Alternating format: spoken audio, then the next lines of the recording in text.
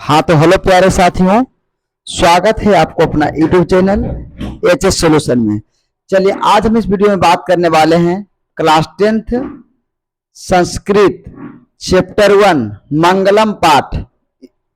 इसमें कि इस पाठ में जितने भी महत्वपूर्ण ऑब्जेक्टिव आते हैं उन तमाम ऑब्जेक्टिव को आपके बीच हम करवाने जा रहे हैं। चलिए ध्यान से देखिएगा, आपके बीच स्टार्ट होने जा रहा है और बने रहिए हमारे वीडियो के अंत तक और देखिए ध्यान से।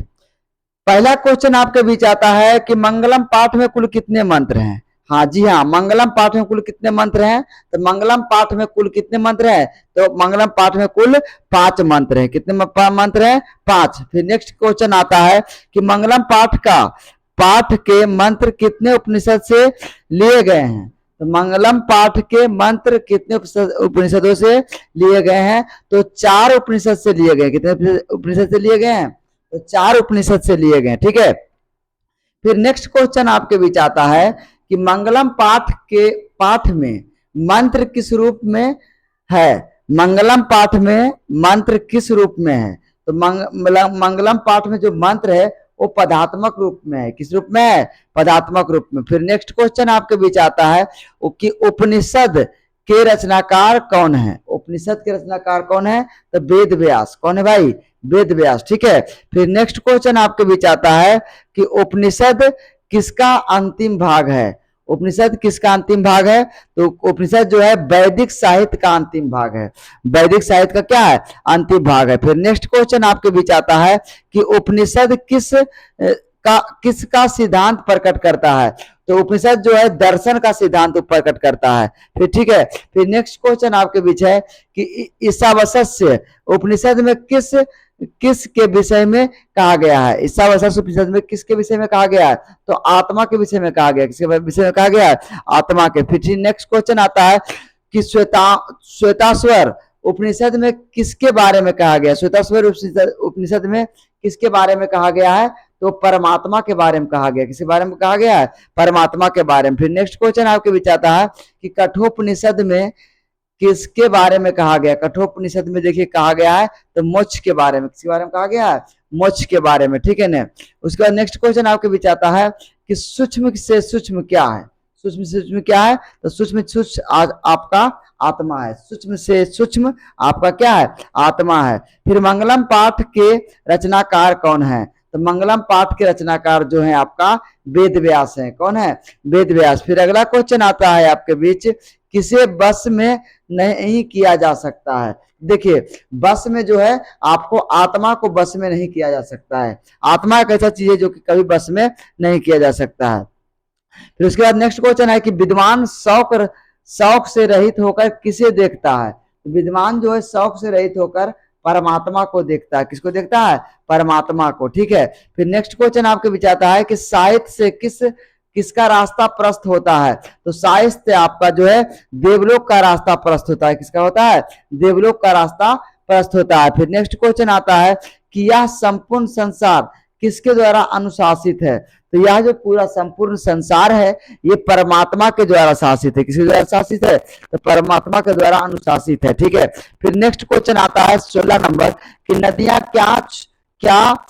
नदियां नाम और रूप को छोड़कर किस में मिलती है? तो नदियां नाम और रूप को छोड़कर समुद्र में मिलती है। कहाँ मिलती है? समुद्र में। फिर नेक्स्ट क्वेश्चन आपके बीच आता है कि किसकी विजय नहीं होती? तो किसकी विजय नहीं होती है? तो असत्य की विजय कभी भी नहीं होती है। असत्य की विजय कभी भी नहीं होती है। ठीक है। फिर नेक्स्ट क्वेश्चन आपके बीच आता है कि सबसे बड़ा खजाना क्या है? सबसे बड़ा खजाना क्या है? तो सत्य जो है सबसे बड़ा खजाना है। सबसे बड़ा खजाना क्या है? सत्य। सत्य जो है कि सबसे बड़ा खजाना है। फिर नेक्स्ट क्वेश्चन आपके बीच आता है कि ईश्वर क्या है? ईश्वर क्या है? देखिए सत्य जो है ईश्वर है। सत्य जो क्या है?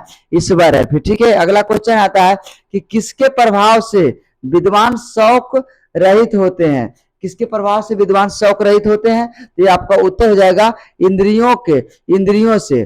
किससे? इंद्रियों से प्रभावित होकर प्रभाव से विद्वान जो है शौक से शौक रहित हो जाते हैं। ठीक है, फिर नेक्स्ट क्वेश्चन आपके बीच आता है कि सतलोक से विद्वान कहाँ जाते हैं। सतलोक से विद्वान कहाँ जाते हैं, तो सतलोक से विद्वान जो है देवलोक जाते हैं। कहाँ जाते हैं, देवलोक। फिर नेक्स्ट क्वेश्चन आपके बीच आता है कि साधक किसको पार करते हैं। साधक जो है किसको पार करते हैं, तो साधक जो है मृत्यु को पार करते हैं। किसको पार करते हैं, मृत्यु को। फिर नेक्स्ट क्वेश्चन आपके बीच आता है कि सत का मुख किस पात्र से ढका है। देखिए सत का मुख जो है हिरणमय पात्र से ढका है, पात्र से ढका है। किसका मुख पात्र से ढका है, हिरणमय पात्र से ढका है। फिर नेक्स्ट क्वेश्चन आपके बीच आता है कि प्राणियों की हृदय रूपी गुफा में कौन बंद है, तो प्राणियों की हृदय रूपी गुफा में बंद जो है वो आत्मा है। कौन बंद है, आत्मा।